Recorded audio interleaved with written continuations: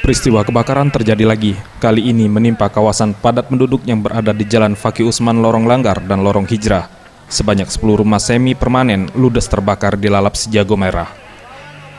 Menurut saksi mata, kejadian tersebut terjadi tepat pada pukul 1 dini hari. Diketahui api berasal dari rumah kosong yang telah lama tak dihuni.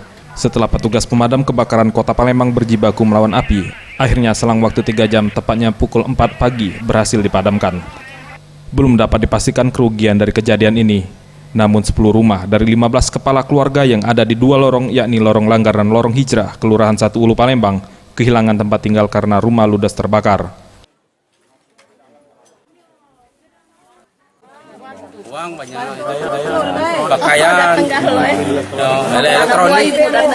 elektronik cuma yang selamat motor, itulah. Motor Pak ya? Ya, duit kok motor. Berapa Pak kerugiannya?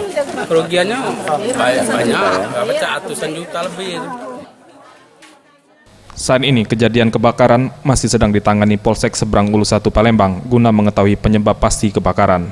Tim Liputan Sriwijaya TV.